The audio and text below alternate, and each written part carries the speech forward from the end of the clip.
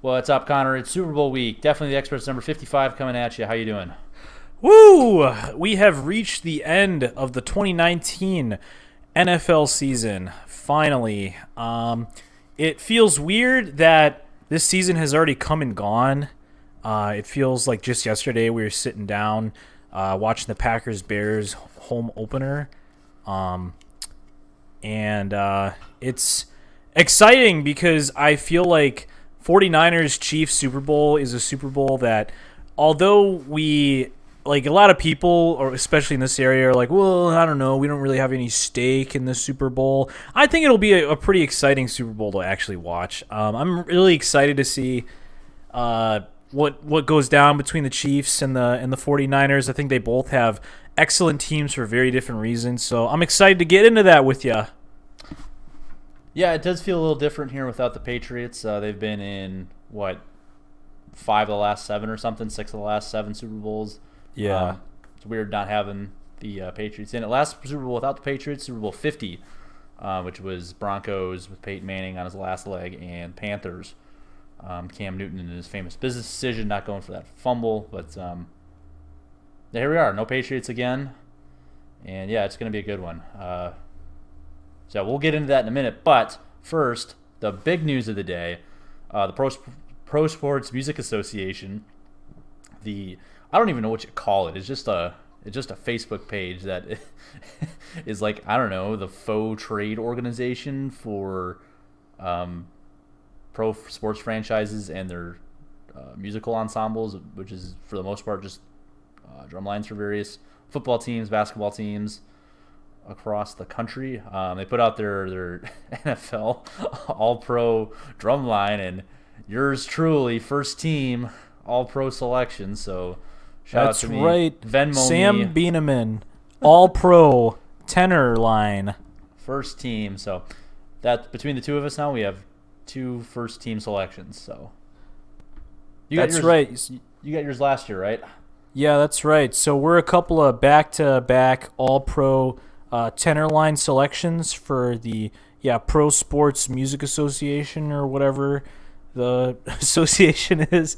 I think it is a real association that Patrick went to a conference for at one point, but I don't he certainly doesn't go to any conferences anymore.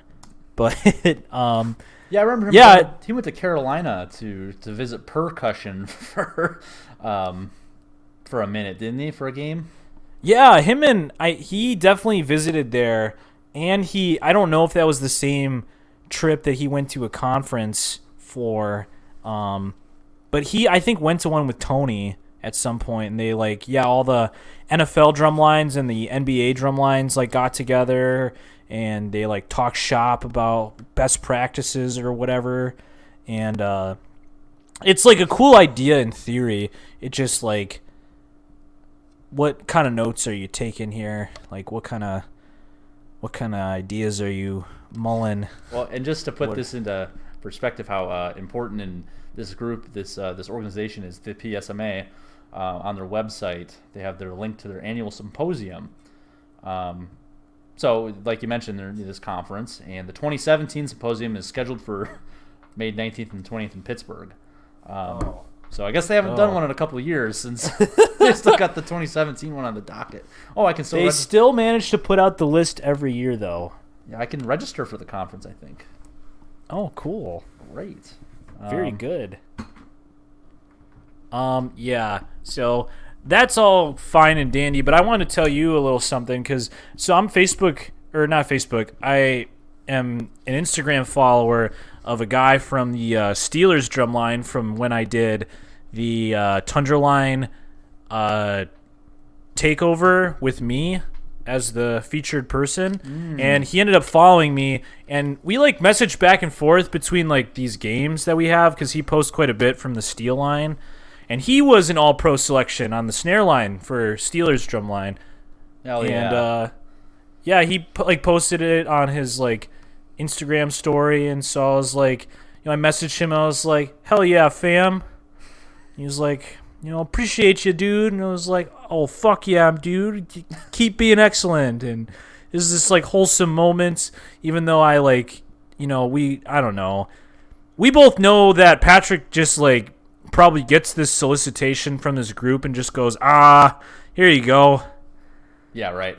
Here's a couple of names. See, who hasn't gotten it yet? Oh. Yeah. So I'm sure it'll be. It's not to say that it's like not indicative of anything. Like Sam has certainly been on like the tenor line for what? This was your 6th season? I don't know. 13, 14, 15, 16, 17, 18, 19, 7 years. Jesus. 7. So, I mean, he is the most senior member on the tenor line at this point. So it's not like Sam didn't deserve this award or anything. It's just kind of like this weird, superficial thing that doesn't really seem to mean a lot because we know exactly how our director picks people, which is basically just out of a hat. Anybody could have gotten on the tenor line. Everybody was great this year. Absolutely. Not a lacking person in the bunch. Too bad there's no like. Every year this comes up and it's like, oh man, it'd be cool if they brought all these people down to the Pro Bowl, but like also like why would anybody do that? Dude, that would be so fun. Just to go down and like go down just with those other like Tundra Line people. So what, you'd be going down with Sam Jors, with Chris Dinsey, and Jahi. Yeah. Just 4 of us booling with all these other bros. That'd be a pretty fun group, though. Yeah, it'd be great. Or since that's a pipe dream and never happened, how about just a check? Yeah. How about a Pro Bowl jersey with my name on the back? Yeah. Oh, that's right. I think we might have talked about this last year, but it's such a good idea to get these dumb Pro Bowl jerseys. Our favorite website, DHgate. I don't think you probably can't get a custom one, but I think you can. Oh, can you? For some of these, you definitely can get custom jerseys. Ooh. I don't know about Pro Bowl, but like you can definitely get like custom like NBA and NFL jerseys from some vendors. Just would take a billion years to fucking ship, probably. Yeah, like I could get a Lamar Jackson Pro Bowl jersey from this year for $30, or hell yeah, or a Michael Thomas gold one. Yeah, if only I had if my last name was Jackson or Thomas, which are not uncommon last names whatsoever. But not many Beanemans in the NFL. There was one, but he had 2 N's at the end. So, dang it, dingus. You would be much easier to get a Pro Bowl jersey. I could get you a Patrick Peterson one. Yeah, exactly. I mean, Peterson is a super common last name, and to be honest, like. It was definitely, I don't know. I think I definitely would have gone in on like an Adrian Peterson one if he wasn't like a well-known Vikings running back that like, it's not like a popular jersey to have because people just think you're a fucking Vikings fan around here. Like nobody will. You know what you got to get? You got to get a number 18 Packers Peterson jersey for Doug Peterson. Oh shit. Back when he was a backup back in like 2002. That'd be a good one. Yeah, so probably would cost a lot of money. Now. Yeah, maybe. I just don't know where you'd be able to find one. You probably just have to get a custom one, but eBay, something. Well, where there's a will, there's a way. So yeah. Pristine auction. There you go. What podcast you been listening to lately? Yeah, right. I think I've been on there like only a handful of times. I haven't ever actually tried to use the website, but every time it comes up on my, every single podcast I listen to, it's either fantasy football or part of my take, and Pristine Auction is like got a fucking monopoly on these podcasts, these sports podcasts. They always popped up. It's like the same things. Yeah, Pristine Auction always popped up on the Dale Jr. podcast I listened to. Yeah, it's them. It's what is it? Cash App. Yeah, you know them. Roman. Yeah, them. Robin Hood was big for a while. They were kind of making the rounds about a year ago. Got me. Do you have to report any of that on your taxes? Yeah. Hell yeah. Yeah, it's all capital gains tax, which is awesome.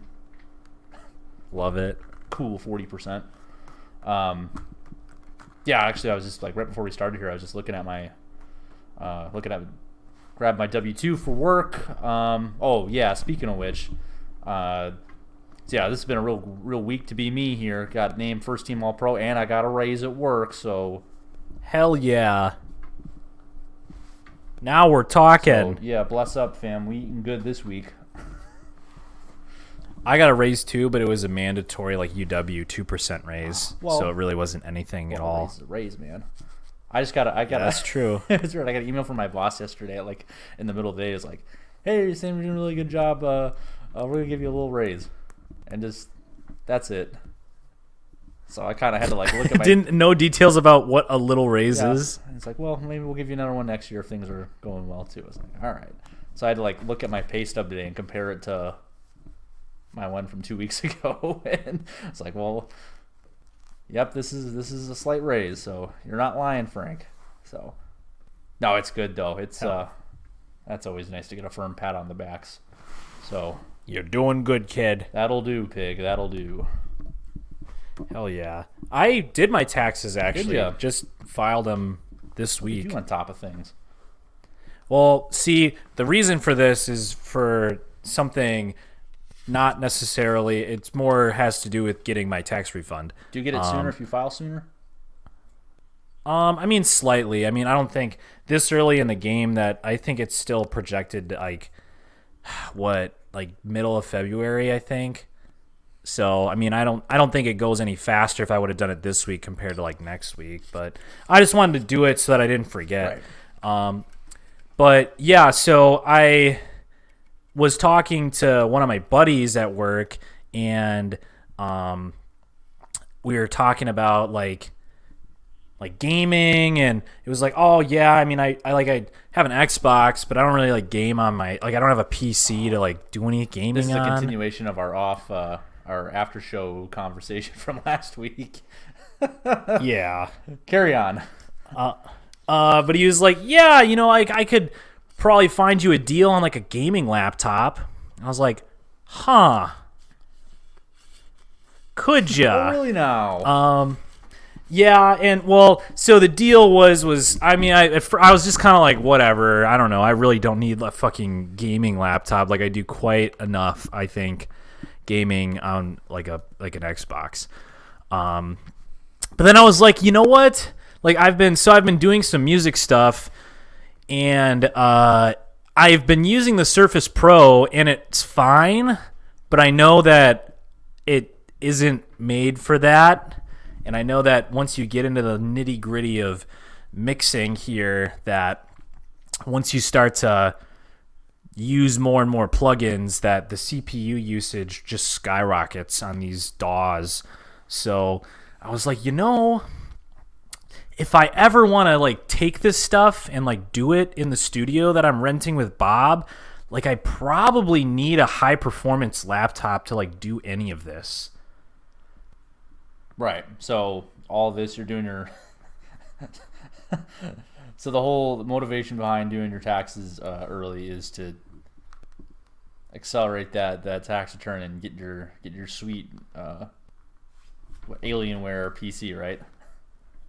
Yeah, kind of. Well, so this happened, and then I talked to Andrew, and he has a Roland Octapad, and he was like, I can just give you this, and I was like, oh yeah, do that.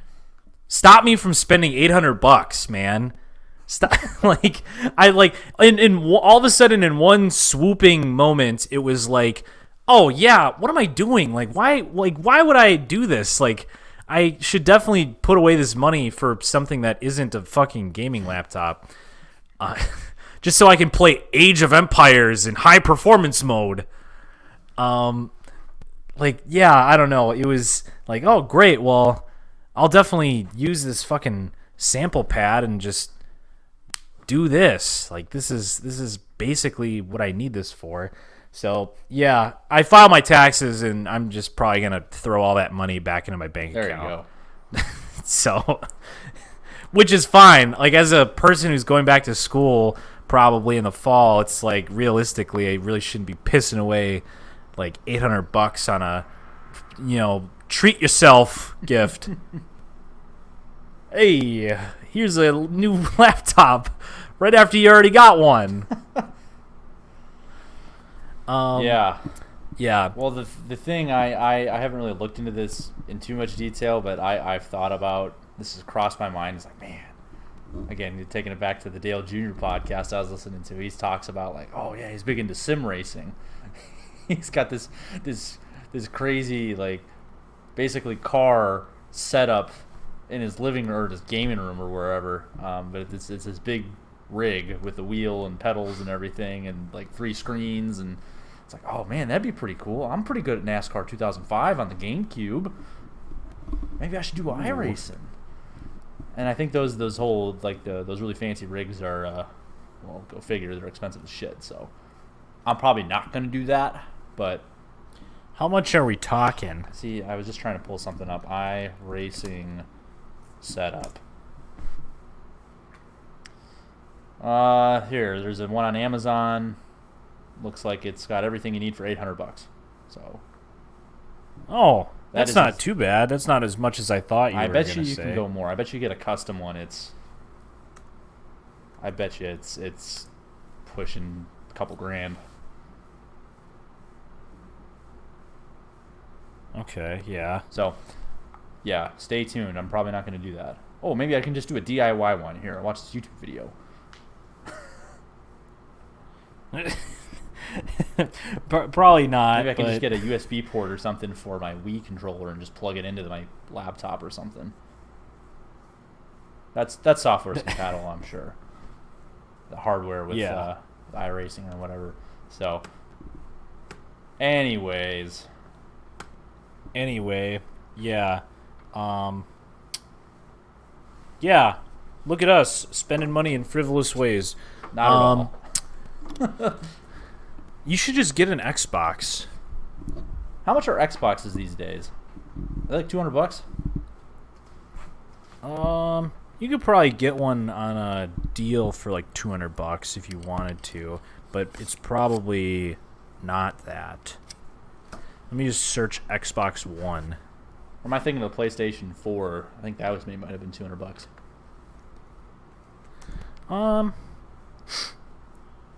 I don't know. You could probably get. Oh yeah, you could get. Probably get one for Xbox One S. Oh yeah, it is $200. You can buy it at Walmart for $189. I could get it off eBay for $90, and maybe it'll work. Yeah. Yeah, right. I mean, that's the thing with like I don't know. You might as well just like at that point, at that price point, like might as well just buy a new one. Yeah, I agree. It's weird. I was with my dad was in town the other day, and we went we went out to dinner, and then we do his favorite spot in Green Bay is to go to this used CD shop, and just look at all these used CDs. They also have a bunch of video games there and DVDs and shit. So it's crazy. Like some like the older games, like so I have a GameCube. That's pretty much my primary console. That's what I use for a primary gaming console. So somewhat old school. It's amazing how like man, most of that shit is like worthless. You can get games for like $2. But there's like the handful of games that have actually like appreciated in value, like Super Monkey Ball or Super Smash Bros. Especially, that are, yeah, I think either what they retailed for in 2003 or sometimes even higher. And similar stuff with like the Game Boy Advance stuff. Any of the Pokemon games are like still like $35 for this little shitty cartridge. Yeah. Yeah, it's kind of weird. Like these like games, yeah, that have turned into like almost relics. Yeah, man. So So that's video games. yeah. Stay tuned. We're gonna be a gaming podcast. Follow us on our Twitch stream. Yeah, dude. That's what we should do. Is you should buy an Xbox and we should There stream we go. Madden Actually, that's not a, that's and NBA that's 2K. actually not a terrible idea. It's really not. Throw some commentary over that. Put me in a little bubble in the corner of the screen. Each other the whole time. Why the fuck are we doing this podcast? We can just do that and play Madden at the same time. Just run RPOs against each other over and over again. And just run Lamar Jackson on QB keepers the whole time. I'm gonna split Lamar Jackson out wide and run him on a jet sweep. Can you do the thing in like these newer Madden games where you can just edit the players' positions and just have them have like Christian McCaffrey playing quarterback? Oh, yeah, I think so. I did that thing, I think, when we had, what was it, Madden 12 or something for the Xbox 360. I just took this running back who was fast and made him number 98 and just had him play Wildcat quarterback all time and just never threw the ball. And then just beat your team, beat the AI. Exactly. You'll love to see it. Anyway, yeah, be on the lookout for our Twitch stream where we are going to monetize our personalities. Anyway, so this week, I'm sure it's still sort of making waves in the news here, but Kobe Bryant passed away in a tragic helicopter crash.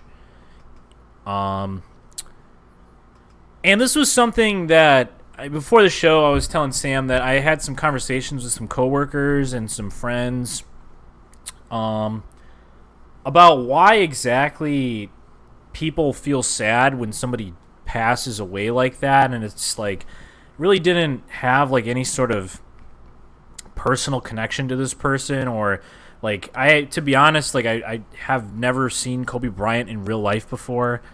Like and to be even realer, I'm really not a big basketball person, so Kobe Bryant's like beyond being like a cultural icon and household name. Like Kobe Bryant didn't mean all that much in my life, and I mean I think Sam is the same way. I'm very much on the same page. So I kind of talked to a few people about what exactly it means to lose a person like Kobe Bryant, or like why do people feel the way that they do? Because when I saw the news, it was weird, and I texted Sam this, that it felt almost like an internet hoax at first, because I saw it on Instagram and like somebody said, "Can't believe this Kobe news," and so I was sitting at a squat rack and I decided to sit down and be like, "What?" Yeah, part of that, it felt very hoaxy at first because it was first reported by TMZ, which not necessarily a super reliable source, but they do break news like this from time to time. Yeah, and it's people like rag on TMZ, and like legitimately so, because they're all too often a gossip column, but their news actually stands on its own legs most of the time. I mean, they break news and it's like pretty solid. Big one? They had one like a year ago, maybe. I can't remember what it was, but they broke something that was they got to it first. I guess I would normally expect them to be breaking news like this, be the first one to have it. I don't know if you remember. Yeah, it might. I don't remember either. But actually, I don't want to guess. Yeah. Well, anyway, yeah, so I talked to a few friends about why exactly, people feel that the way that they do when a cult figure like Kobe passes away. And there were a couple of things that kind of caught my attention, statements that I either saw in the news or when I was talking to a few friends, kind of piqued my interest and explored topics a little further. These were a couple of things that I just jotted down when I remembered them. And there's this one that I found in the news that a reporter stated about the Kobe Bryant story, and he said something to the effect of, when we lose a hero, we gain a sense of our own mortality. And that was something that caught my attention because I was talking to a friend about this, and you see these interviews with folks who were crying because Kobe was dead, and it's these people who are saying, Kobe was the guy that I looked up to and the person that I admired most as when I was growing up, because I just didn't have anybody to look up to, or maybe these dudes didn't have dads, or even if they did, it's just the guy that they thought was the epitome of excellence and greatness in the sport. Like what happens when you work really hard for something and it finally pans out. And Kobe Bryant was just the encapsulation of that really hard work ethic. And that was kind of something that resonated with that, I guess, storyline, because it felt like for a lot of people, this was the guy who symbolized all of that. And then when all of a sudden he was dead, it felt like, like if this guy who was on top of the world and the, symbolized absolute greatness to a lot of people, it feels like, somebody just punched you in the gut almost when that person is, like this guy can die at 41, even though he had everything in your eyes, at least, or that person's eyes. So that was something that I guess that I thought about a lot when I was talking to, I forgot who it was I was talking to about that. Yeah, it's really interesting that Yeah. to think about it that way, where when someone, a public figure dies, this person that's on a pedestal, passes away, and it really forces you to confront your own mortality. That's an interesting perspective to have.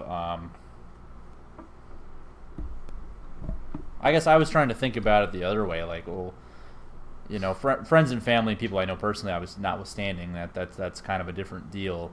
But somebody who I don't have a personal relationship with, or the relationship that I have is very much one-sided, like pretty much everyone, every normal person who was broken up about the Kobe news would have had with him, any Kobe fan out there who took this particularly hard. I was trying to figure, who is someone, a public figure in my in my circle, in my life, that I would look up to, and that I would be absolutely devastated if they just if they died out of the blue. And I don't know that I know the answer to that. I don't know if that says more about me,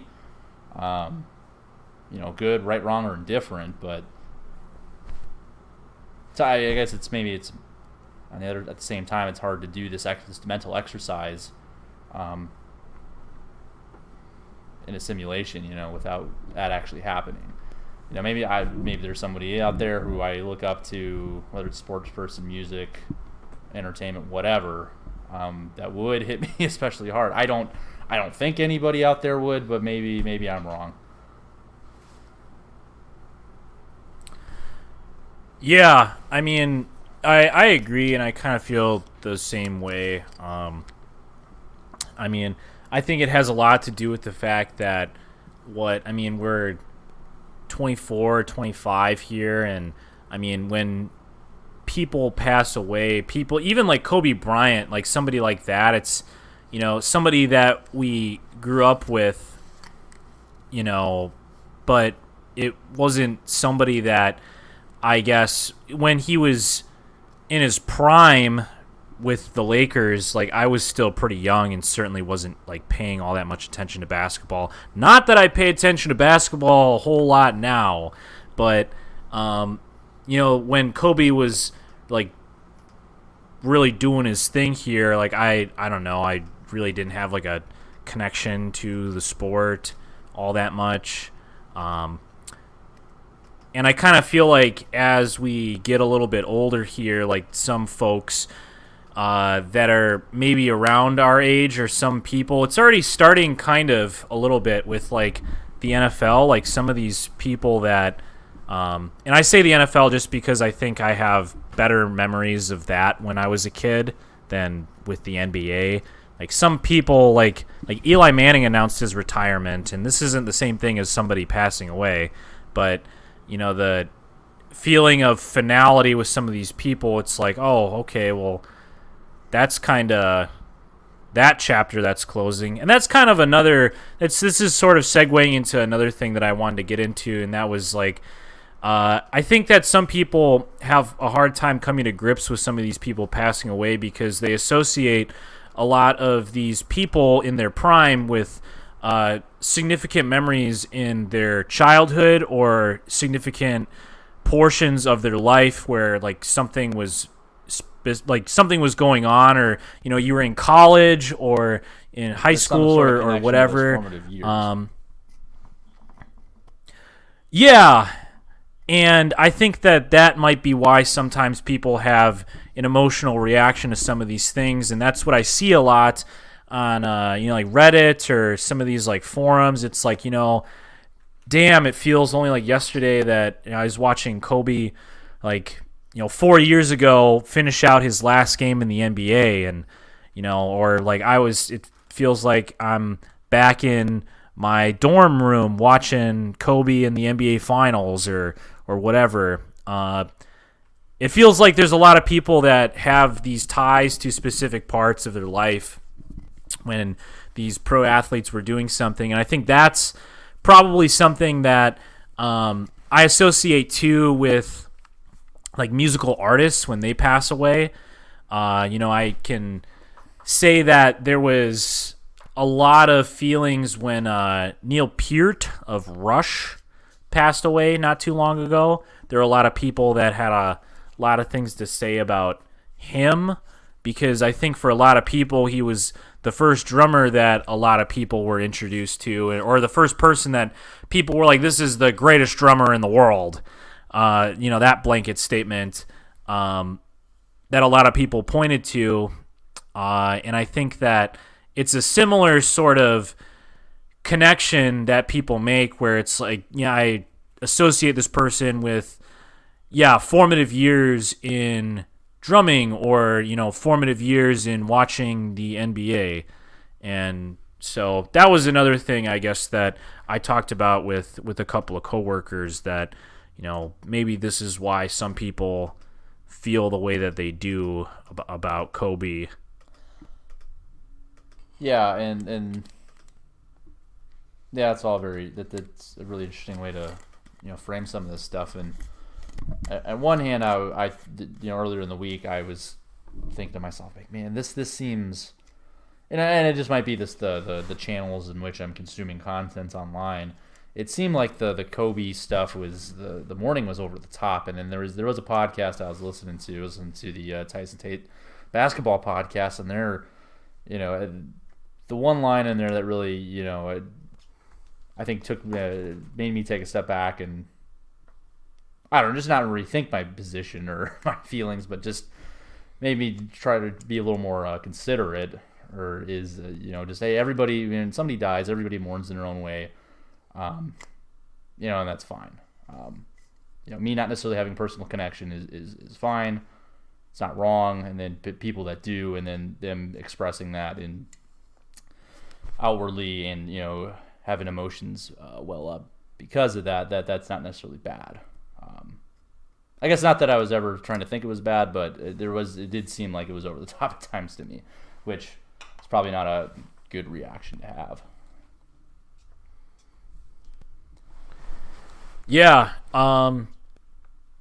Yeah, I mean, I agree with you. I certainly had similar thoughts at times because, like you, it's not like I worship Kobe Bryant or anything. I mean, the most that I really thought of him was that he was this very, he was up there in the conversation a lot of the time as a tertiary figure in the GOAT conversation.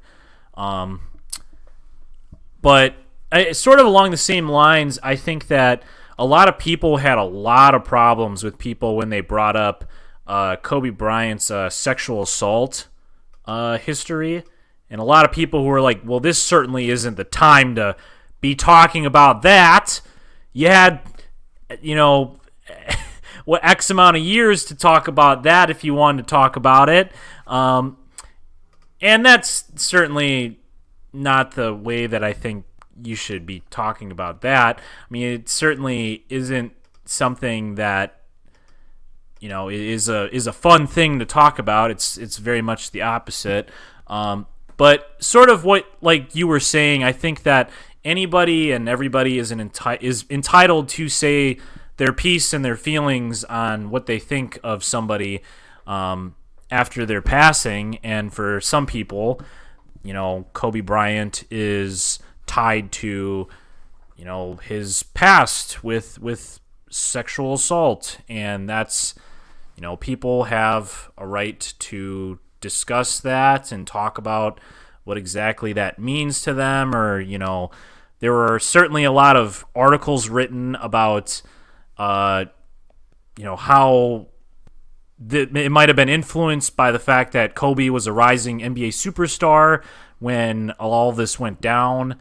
And so I think that a lot of people, because of the raw emotion in the moment of, on both sides of the spectrum, some people who are absolutely idolizing the man, and then some people who are saying that they think he's the embodiment of the power struggle in, reporting things like sexual assault. It is interesting to see the dichotomy here split between these two groups.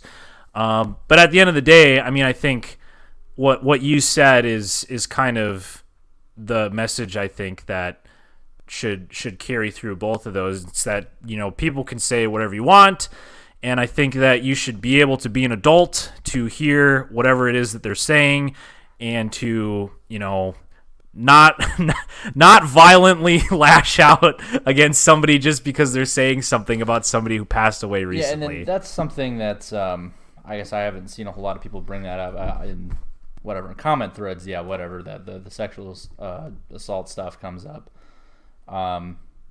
That's always a tricky thing with, in this day and age. It's always, well, yeah, this person died, but they had these transgressions in their past. Not this, it's a weird thing, because on one hand they died. You want to be in general, Kobe's a well-respected, universally respected guy, a dude. But it's something that's a part of the story of his life, unfortunately. And when someone dies, how do you bring this stuff up? It happens with everybody, any famous person that dies, if they've had any sort of, transgression in their past, it comes up. Or, when is it appropriate to bring it up? Yada, yada, yada. So, I don't know.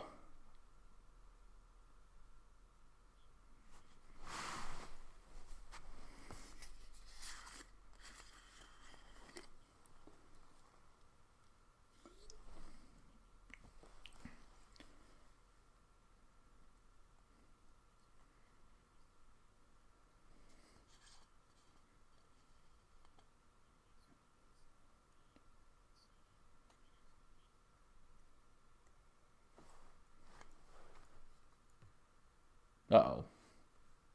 I think we lost Connor. Well, right now you just get me. I don't know if he was trying to move on or not here. The last thing, I'll just finish this up on while we're talking Kobe. And this is more a larger point about any celebrity death. It's always a weird thing, especially now in 2020 with the proliferation of social media and being... it is what it is. It's kind of omnipresent in as corny as this is going to sound, it's omnipresent in society. We live in a society. The thing with people trying to, and again, going back to the point I just made, where people have a right to mourn in whatever way they feel is appropriate, and we have to respect that, and it is what it is. At the same time, people using someone's death for internet clout, or to promote their own, to basically take the story and make it about them and somehow stand to gain. It's something I've always never really been comfortable with. I try to avoid that anytime anybody dies. Connor, we got you back. Yep. Oh, you're here. Have you been here the whole time? No, okay. I don't know what happened. This happened once before where recording just went away. Gotcha. Well, welcome back to the show. Thank you. I was just finishing up on a larger point on celebrity deaths. I guess I don't know where you come down on this, but anytime it seems like anybody dies, especially now in 2020, it's very much a public thing, and people that make these big long posts about it, it's fine. And as I said before, if that's your way of dealing with a loss, being kind of public about it, by all means, go for it. But at the same time, it seems I don't know, inappropriate for using that for you're using someone's death for internet clout, which I don't know where you draw it feels to me like a fine line. I don't know. On one hand, you're just expressing yourself, but on the other hand, I don't know that I'm comfortable with people, using someone's death to promote their own online brand. And I hope that's really not that. I'm sure that's what most people's intentions are, not that, but I can't say that that's the case for everyone. Yeah, I mean, I certainly agree that in the age of social media, it feels like, I think you and I have a very similar perspective on social media. Like it can certainly be very shallow, and it's really hard to look at some stuff, like this, and to think that anybody's being anything more than just surface level with it, because it's like, well, I know for a fact that you don't know this man, and you posting a picture of him in your story is like certainly not like doing anything. Like you can do whatever you want on your page. But I agree. It's kind of like, I think the way that I look at it is just kind of like, I don't know, like you can, I guess you have a right to express whatever you want to express, however you want to, in the wake of like a celebrity death like that. It just kind of felt like with Kobe Bryant, I think it's a little bit different, and I think that people. He with how long he had been around and how long he's been like a cultural figure, and how he was, it seemed like he was destined to kind of be like a, certainly more of an executive figure in the basketball world in the years to come. But I guess in the case of people like a couple of rappers passed away in recent years here. Like there was a big thing over the slaying of XXXTentacion a year or so ago, and there are a lot of people on social media, like even people that I follow, people from around this area, posting stuff about it, like Rip X, and it's like, I get it, I guess, but like, I don't know. You can. Again, it's tough, because I think that it's not like I think that you can't say things like that. It just comes out on social media as this like really flat, like, okay, well, like what does this truly mean? Like when you put something like this like on the internet, like what does this do? Like, are you doing this to get like likes for this, or are you doing this because you genuinely feel like, this is something that you need to say? Yeah, that's exactly, we're stammering over my words to get to that. Are you doing this because everyone else is doing it and you got to get in on it? Because if you're in the rap game, for instance, hey, everybody's. I was going to say something from a previous episode, but I'm not going to say it. Save that for later, the sillier part of the show. I lost my train of thought, but whatever. Yeah, just are you being sincere about it or not? I guess that's really what it comes down to. And I don't know. I am very. This podcast is the most outward, online form of myself. I don't post shit anywhere. Right? Whatever. I'm not saying I'm a hero, but. Doesn't make me a better person or anything, but this is the most outward form of expression I do online. Yeah, I guess that's the end of my thought. I don't know where I was going with that. No, I think that you're kind of, expounding, I guess, on some of the stuff that I was trying to say. Yeah, like some people like have very different personalities on social media, and engaging in this kind of stuff is just a part of like being on some of those platforms, and really like why. Like I think that I've talked to a lot of people about this. I think that I've already kind of looked into deleting my Facebook after I like at whatever point I leave the current job that I have, that I need to manage the Facebook of the ISYE department. In order to do that, I need to have a Facebook profile. I'm hanging on to it with that, but I found out how to download all the data from my profile, including the pictures. The pictures from my Facebook are like probably one of the only reasons I keep it active, because it's like, although like a pretty crude history of what happened in college and high school, it is still like I'm just so bad at taking pictures of when I go and do things that like oftentimes like Facebook like tagged pictures were some of the only memories I have of doing some stuff. And so that's really a large reason of why I like keep my Facebook still, because it's like, I should just delete this, because big data is just like recording everything I fucking do on this thing. And I don't do anything on it. Like I don't engage with people on Facebook really, besides like sending a stupid like happy birthday thing like once every like couple of months. Like I don't even regularly say happy birthday to my friends, because I like if they're a real friend, I'll like just text them or call them.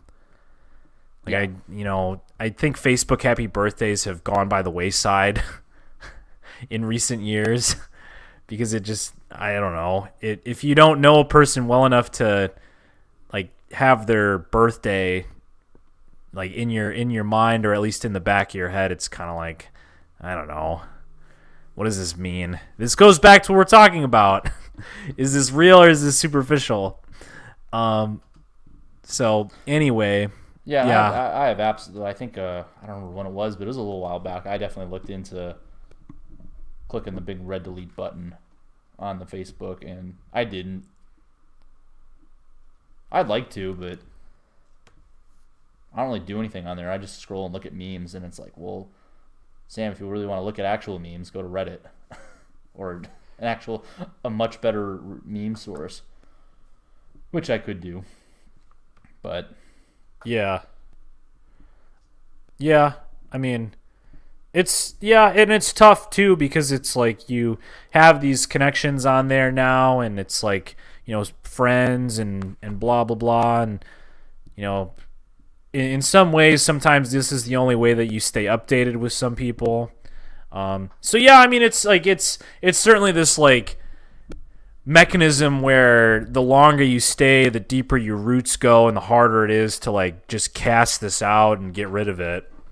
But I mean, at the same time, it's kind of like, yeah, like what you're saying, I really don't use this for like what its intended use is for.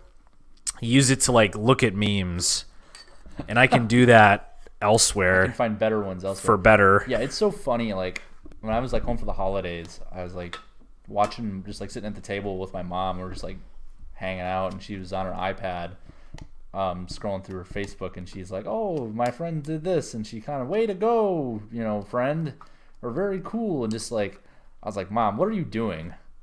I'm like, I'm using Facebook, and like, and I realized like after I asked her, like it took me like a second. I was like, "Oh wait, this is actually what you're supposed to do. This is its intended purpose." Yeah, and I'm just like low-key roasting my mom for using it the way it's intended to be used, instead of becoming friends with Lee Fulmerson, this parody account of this guy that comments on all these fucking ESPN posts. Yeah, or going on these satirical like Facebook groups. Yes. That just make fun of real Facebook groups. Yes. This meta form of Facebook use. Yeah, exactly.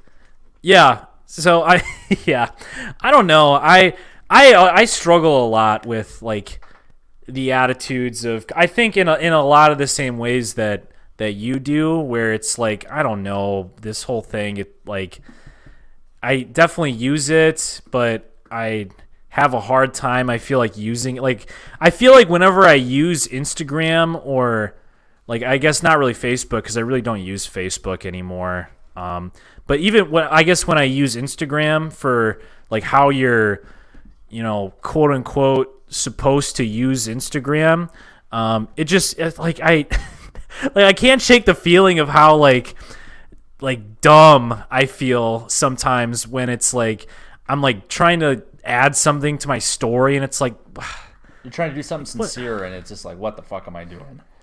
Yeah, kind of. That's absolutely that is exactly like, I was on Instagram for like a minute, mostly because the girl I was dating at the time was on Instagram. She's like, you should get it, and I was like, all right, whatever. And I tried to do like one like halfway sincere post. I'm like, I hate this.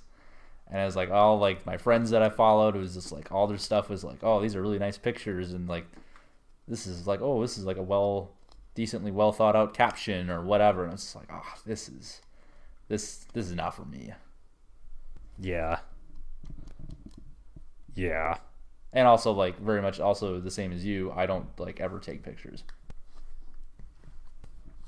Right. So it's like really hard to post content when you don't take pictures, which is the whole idea of this platform. Which is like, well, easy fix, just take pictures. It's like, yeah, I could. Exactly. But I'm not. I haven't, so. Yeah. So anyway, this kind of turned into a social media episode. Deep into the psychology. So end of the day, thoughts and prayers to the Bryant family and all the other people on that helicopter. It's been interesting hearing some of the stories about Kobe Bryant, the dude, off the court, and how just intense and he was in terms of work ethic, and by all accounts of people, listen to people talk about it, was even more excited for the phase 2 of his life, doing more business stuff, and going from a 5-time NBA champion and all-time great player to taking that same attitude off the court into his post-playing career. So, at the end, it's still really sad. It's really unfortunate for, it's devastating for all those families. But, yeah. Yeah. I've got to say that the Kobe Bryant work, I also got the, off the court work ethic stuff hammered into my head this week, and I've just got to say that it definitely influenced me at least once this week. I got home from physical therapy, and I was laying on the couch, and I was like, probably don't need to do anything else the rest of the day, and I was like, would Kobe Bryant say this? I was like, probably not, Kobe, huh? Yeah. It's like I can probably make it to the gym and do the exercises that they told me to do instead of just playing video games the rest of the night. And I went to the gym. There you go. I had my Kobe moment.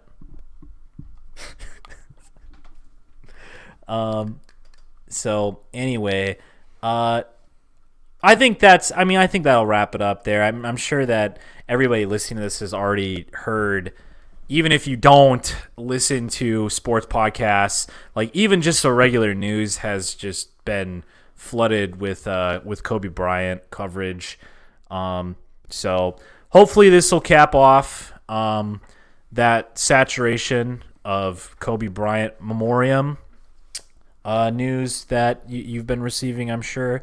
But I mean, a good gauge of how important this event is that, I mean, even as we're talking about it right now, I wouldn't even say that the news is like that stale. Like usually when we get to Friday here and something happened, on Sunday, like that news is like dead and gone. Like by the time we start talking about it, like by the time we're talking about a lot of topics, most of the time it's like this shit has come and gone 10 times. No, and that's not the case this week. This is very much a thing that's been kind of lingering over especially the basketball world, understandably so. But it's had a far reach. It's a much wider reach than just basketball, which again, not being, as we said at the top, not really being actively engaged in the basketball community, or Kobe Bryant especially. I think maybe that was one of the more surprising things, was just the wide reach that this news had. Yeah. So. Yeah. I mean, it's insane. So, yes. Working past this now, we have a little Super Bowl preview. Yeah, I got a little game coming up this weekend for all the marbles, huh? That's right, the last one. Kansas City Chiefs, San Francisco 49ers. I guess just outright pick 'em. Who do you think is going to come away with the W in this one, Sam? I've been saying all week I don't have a strong take on this game. I could see it going either way, and that's still the case, but I'm going to go Chiefs. There was one tipping point that pushed me, that made me feel a little more confident about that. I saw a thing from your favorite guy, Warren Sharp. Oh yeah, he had a nugget where this goes back. This ties in a little bit to the Darrelle Revis when he was chirping Richard Sherman. So Richard Sherman always playing cover 3. So the Niners defense, they play, I don't remember what exactly the nugget was, but they play a lot of cover 3, a lot of cover 4, and they so it's a chart of the teams that play the most cover 3, cover 4, and then Patrick Mahomes' rating against cover 3 and cover 4, and he's like number 1 by a mile. Ooh. So, ipso facto, he's going to throw for 1 billion yards, and Chiefs will win, I guess. Yeah. I mean, I wouldn't be entirely surprised by that. I mean, yeah, like with the... So, yeah, I mean, we already talked about, and this is way old news by now, but like the Darrelle Revis, Richard Sherman chirping. I mean, we saw a little bit of it in the Packers game. We saw Davante Adams just totally burn Richard Sherman. And I mean, I think that is going to be a big problem in this game, is that, I mean, really the 49ers, their defense has excelled, but it's not because one particular thing is like above and beyond, like one player. Like there is no Darrelle Revis Island on that team. There's no like, edge guy who's just like this Khalil Mack fucking figure that he's unblockable guy. The closest thing they have to that, is Joey Bosa, and that whole front, they're deep. Nick Bosa, excuse me, one of them. The defensive line is the strongest position group on that defense, but they're not necessarily a world as individuals. Definitely. Right, exactly. That's kind of what I was getting at, was that like the entire unit there of the front seven, there's all these guys: Quan Alexander, DeForest Buckner, D Ford, Nick Bosa, like all these guys, all of these dudes all coming together, create an enormous amount of pressure for a lot of teams. And really, I mean, that's kind of how defense works, is that, the front seven here is more or less providing pressure on the quarterback, and the secondary, all they have to do is, hold out, and then in some moments make some plays. And that's kind of, I mean, what happens. And what I was trying to say before was that we saw in the Packers game, we saw Davante Adams. He is an elite receiver, and he burned Richard Sherman. And I think that's just a product of Davante Adams is, just a little bit younger than Richard Sherman.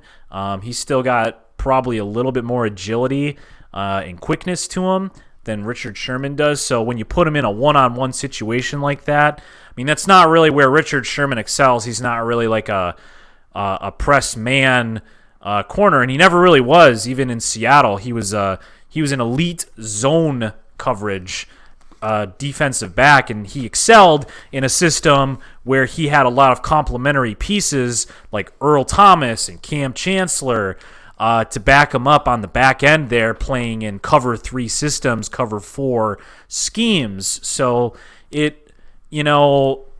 all that being said, Richard Sherman is still playing at a lights out level this year, especially considering his age.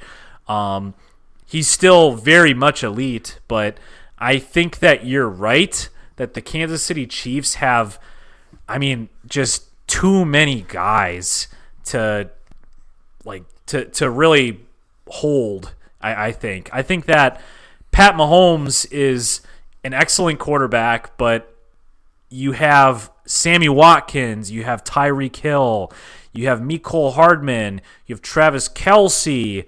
You know, there's just those four guys. I mean, are all like pretty quick. I mean, even Travis Kelce is a pretty quick guy. But certainly those the receiving core, all those guys I think run like four fours, 4 threes. And so to expect a secondary to just cover all of those guys efficiently, I think is a pipe dream. So I don't know. I mean, it's tough because the 49ers have, I think, a lot of great things going on in the zone run scheme on offense. I don't know. I think that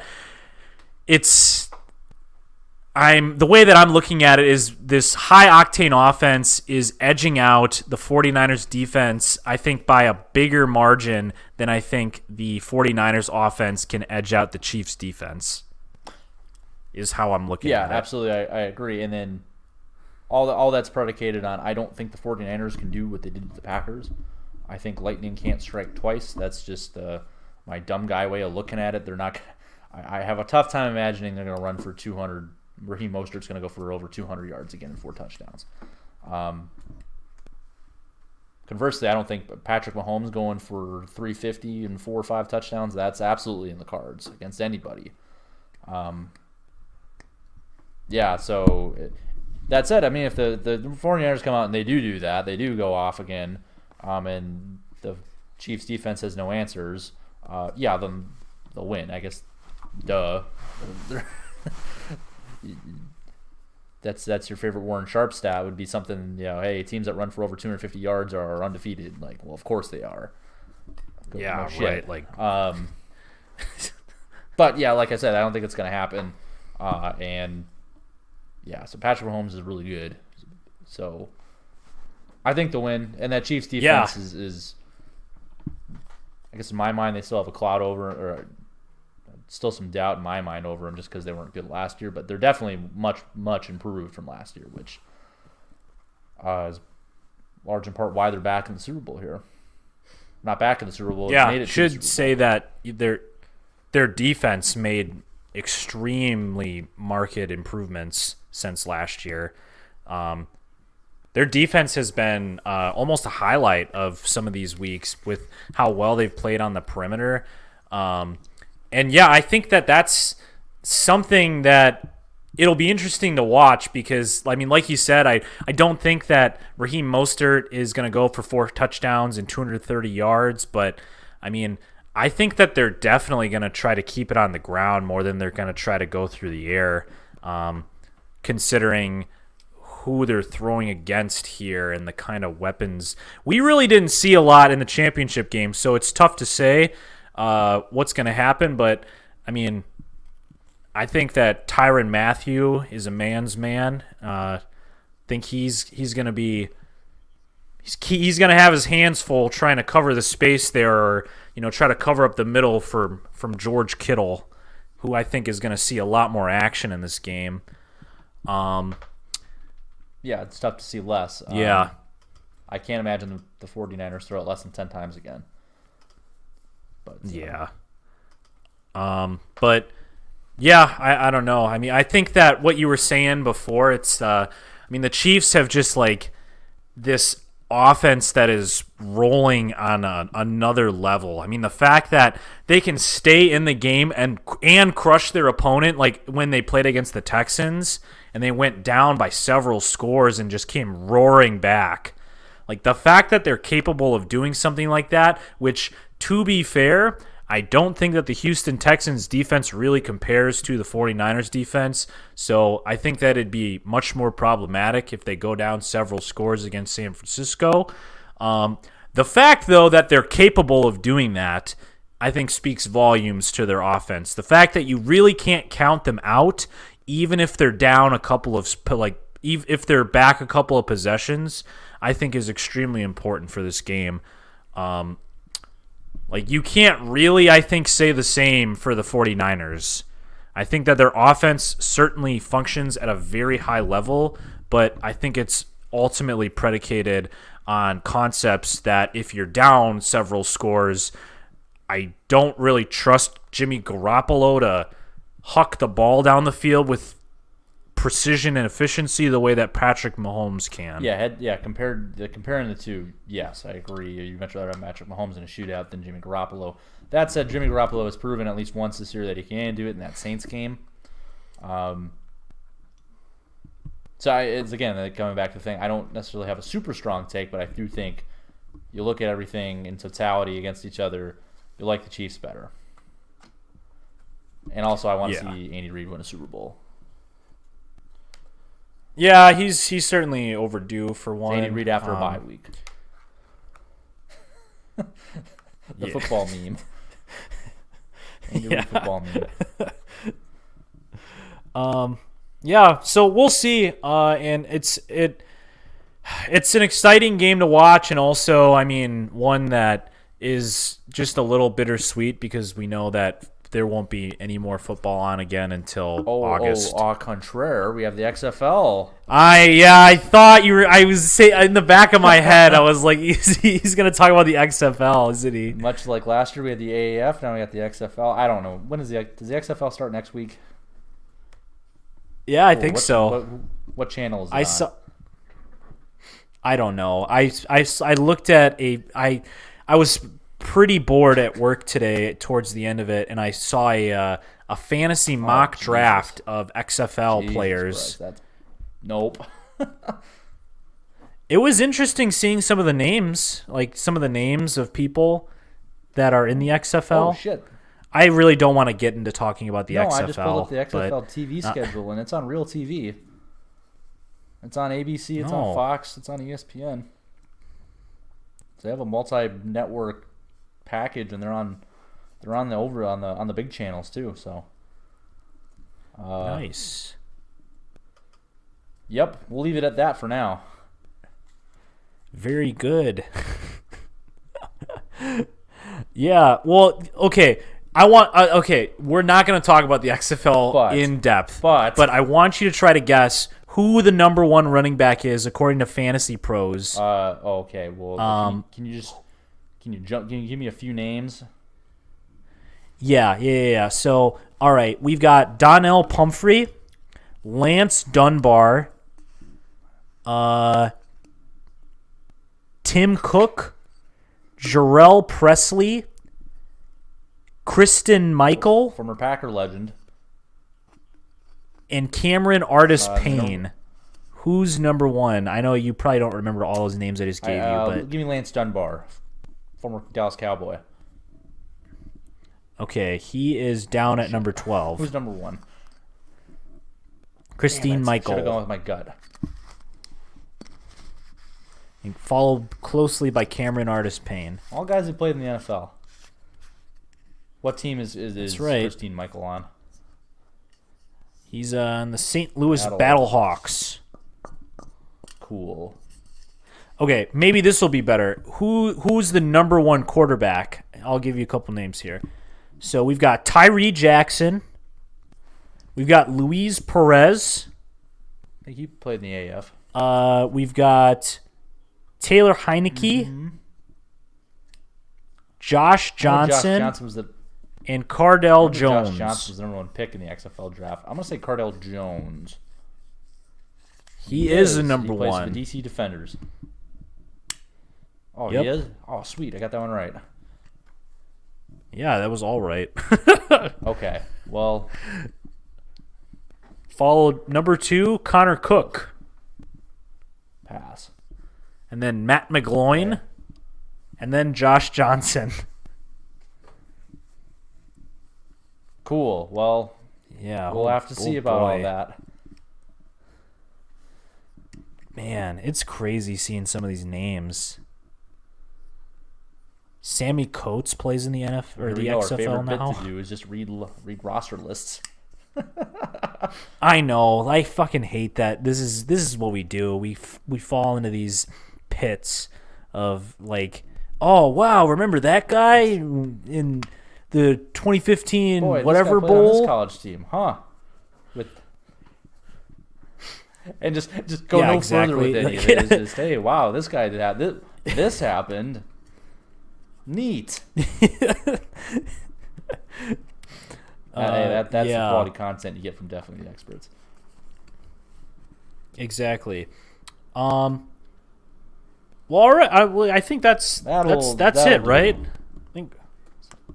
Okay, what's the total? I jumped back Hour in, so 10. I don't have the total time here. Real short one. Oh, great. Yeah, here we go. should Flynn wrap up. Nagel, he plays for the Dallas Renegades. Former Northwestern wide slot receiver. Eric Dungy, I think Nice. that's not Tony Dungy's kid. Okay, now I'm doing it now. So, a little more serious episode in the middle of the day, but that's fine. That's good. Little curveball. You get a diverse content from us. Yeah, it's good every now and then that we don't just like talk a bunch of shit about whatever it is that we're talking about, which I'm sure we're gonna do in like the next couple of weeks here as we're without football. That's what we should do. We should actually just stream football so that we can get over this. Like, we don't have to talk about fucking basketball or even try to talk about. Oh fuck! We should actually talk about college basketball a little bit. Boy, what the fuck happened?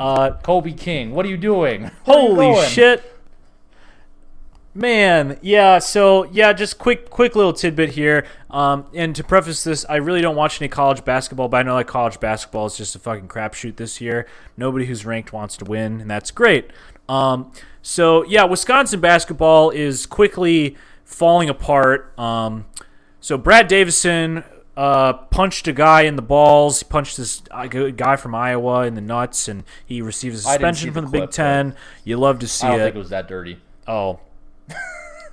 It wasn't terrible. People are putting it on the thing, like the pedestal with like Grayson Allen and shit, and it's like, no way. Like, it was he did not need to do what he did, but like, it was certainly not as egregious as like the 17 times that Grayson Allen tripped a player. Like, give me a break. I don't know. It could be bias speaking, but like, I certainly didn't think that it was that bad. Although I'm sure if I got punched in the balls by Brad Davison, that I wouldn't really appreciate him either. But just in any case, okay, I changed my Brad tune Davison. So we don't agree on everything. I think Brad Davison should go to jail forever. Okay, great. Assault. Worse than Myles Garrett. Yeah, you're right. Yeah. Yeah, the one-word tweet. Assault. Anyway, and then shortly thereafter, Kobe King sat out that game for personal reasons, and it was speculated that he was thinking about transferring. And then it came out that he was indeed leaving the program after sort of coming into his own this season, and announced he was transferring because of disagreements with Coach Greg Gard. And it was interesting to see, like, Tyler Harrow weighed in on it, which was interesting because for those of you who don't know, Tyler Harrow decommitted from the University of Wisconsin and ended up playing at the University of Kentucky for 1 year, and now he is lighting it up in his rookie season with the Miami Heat. He is making a lot of money for the Miami Heat, and he pretty much came out and said, you know, top talent would love to play for Wisconsin, but they don't want to play in that system. Yeah. And it doesn't really fit the goals of somebody who wants to play professional basketball. And he's not really wrong. I mean, you look at the number of people that have come from that program and played in the NBA, and it's like, I don't know, got a couple of dudes. Frank Kaminsky's still doing his thing. He's playing with the Phoenix Suns. Probably playing. I think he's playing overseas somewhere. Sam Decker was that like all-state. Yeah, he's abroad. Wisconsin dude who did end up playing for the big state school, staying in state. But there's been a number of other examples. People got away. Tyler Harrow Diamond Stone? Diamond.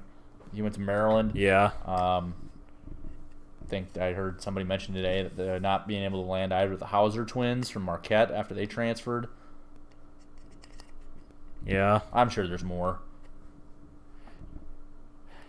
Yeah, and I mean that's kind of the thing. Looney It's like UCLA. Yeah. Yeah, I don't know. It's kind of this weird stage that Badger basketball is in following the Bo Ryan era. I mean, I think it's really trying to figure itself out because really Greg Gard was more or less like Bo Ryan 2.0. you know, yeah, exactly. I mean, it was the person that Bo Ryan wanted to succeed as the program's head coach following his somewhat surprise retirement mid-season. Greg Gard did just enough to keep doing what he's doing. It'll be interesting to see exactly what happens. The Big Ten is kind of like the rest of college basketball, super fucked up this year. Illinois, I think, was riding on top. Probably. That sounds right.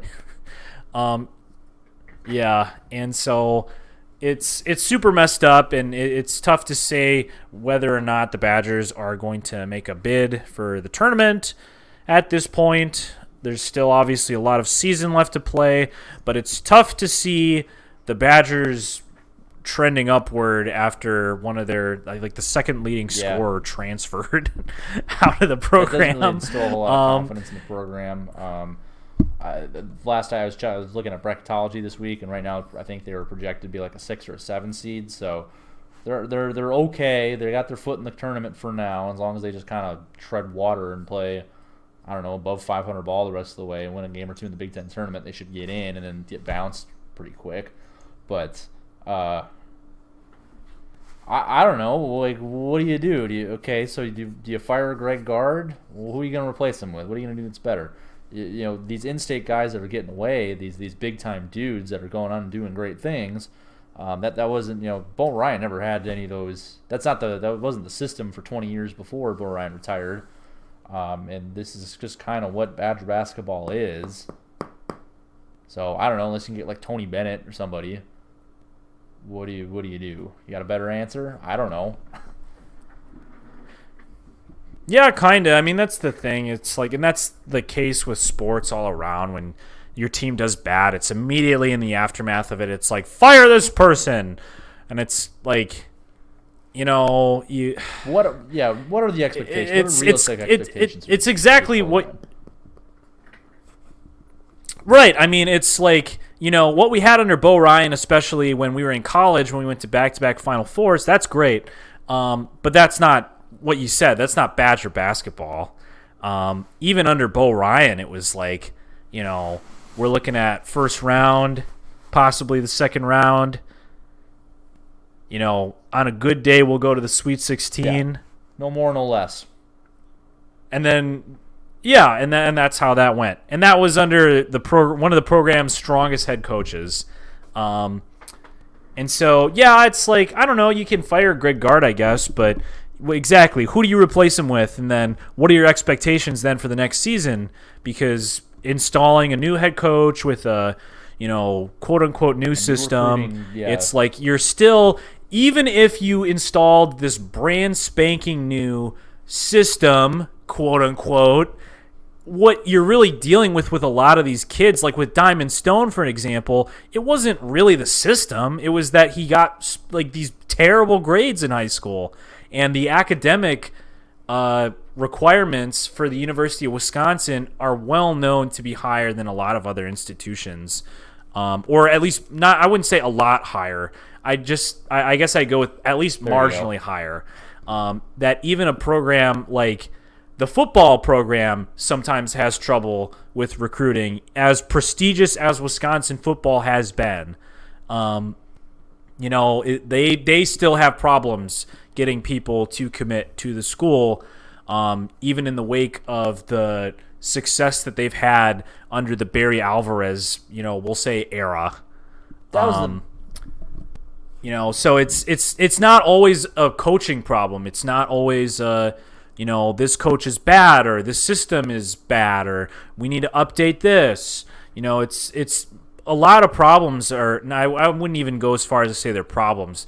It's just a difference of how this university is run in particular, and that's how that is. Like it's this institution. I don't think is ever going to adopt the same mentality that some of these places like that have these rich programs like UNC or the University of Kentucky, because frankly that is all they have. Like that's all they have going for them in a lot of ways in terms of athletics. So it's you're never going to see the unbridled support or the board of regents that will just positively look the other way in order to scheme up a way to get stronger recruits or whatever. Like it's just not going to happen at the University of Wisconsin. Wouldn't that be crazy if Wisconsin all of a sudden something like, let's just say something crazy happens at Maryland, and that for some reason that the Under Armour brand has to divest themselves from Maryland, even though like those dudes that started that company are from Maryland, went to Maryland, and Wisconsin somehow, some way, they get some hot shot coach who's bag dropping all over the place, and they get all this. He gets all this Under Armour money, and Wisconsin becomes a big one and done school, and then ascends to a level of a blue blood program. That'd be pretty crazy. That'd be nuts. And the whole academic thing, like, yeah, it's that'd be kind of that fun. was a big complaint from Gary Anderson from the football side of things when he was head coach, was the like you said, marginally higher academic standards. That said, you go back a little bit, and this is the only really case I only firsthand. It's not even firsthand at all, but I just remember hearing like John Clay, because he's from my hometown. I was like in middle school, and he went to Wisconsin and was running the ball up and down the field. Apparently, he was not a super sharp student, and that caused a bit of controversy that he was able to get into the school. So I think they've bent some rules before, but yeah, and so that's, I guess, why I amended that statement before of a lot higher, or like the standards are a lot higher, because I mean, frankly, I think that at institutions like the University of Wisconsin that have a prestigious record, or like the namesake behind these programs is very high. I think that they provide a lot of assistance for athletes that are able to like participate in their programs, because I mean, they want the best of the best for these kids that are representing these programs that have these, rich histories. So while we're not quite at the level of like, the UNC bullshit that came out a number of years ago, where they're just like taking a fake class. I mean, there's certainly a lot of students in a lot of classes at the University of Wisconsin that are like, I mean, you and I both have experiences with like football players and basketball players, taking these like classes that, they sit there, they fall asleep in class or whatever. And it's not, I guess I'm not trying to like create a super like negative indictment on the athletic program, because frankly, I think that making somebody, go through an athlete's schedule and like a regular academic schedule, it's asking a lot out of anybody. And I have a lot of respect for student athletes, but I mean, to think that our university isn't, hurting some of these dudes along the way in order to make sure that they're able to graduate, it's to pretend that we're so on this high horse, this high academic horse, is, I think, a stupid thing. The biggest lesson I took away from the 2011, the whole Penn State scandal, is that they had been beating their chest for 40 years that they were doing things the right way and they had the highest graduation rate. And this isn't really related, but there was some shit going on behind the scenes. So anytime you got your college athletic program beating your chest saying, "Hey, we do it right here," like I always try to tread lightly around that. Yeah, just like shut the fuck up, and just be good when you're good, and when you're not, just like take it with grace and don't pretend like we'd win, but our academic standards are too high. Like, just like shut the fuck up, just like be better. Like, if you can't win, then it must mean that you're worse than this. Well, we person. don't pay our players. Like, That's it. That's it at the end of the day. Like, well, not that you know. You know why they're they don't investigate a ton of schools that don't win any games. Yeah, that's why it's so funny exactly. when Kansas is getting investigated for the basketball team taking money, and also, oh, by the way, their football team was getting illegal or impermissible NCAA, had a bunch of NCAA violations. Like, well, who fucking cares? Kansas football, oh, they cheated. Like, well, Jesus Christ, cheat more. It's not working. Yeah, right. Like, you kind of look at that, and it's like, oh goodness, like. Yeah, exactly. You guys don't even have any wins to forfeit, so I don't know. I guess we're done here. Y'all couldn't win even when you were cheating. So, I mean, I think just having that in a public statement is enough punishment for you guys. Even when you were cheating, you couldn't do it. Well done. Yeah. Anyway. That sort of spiraled off into another conversation. Basketball. It's okay. So anyway, yeah, yeah. So all right. Nope, is there anything else that we're trying to talk about? Here we go again. Another long one. Another long one. All right. Well, be sure to subscribe. Comment. I know I got at least a couple coworkers listening to this podcast, so shout out to you guys if you made it all this way. Department in the College of Engineering. Fuck yeah. Bye. And we'll catch you on the next one.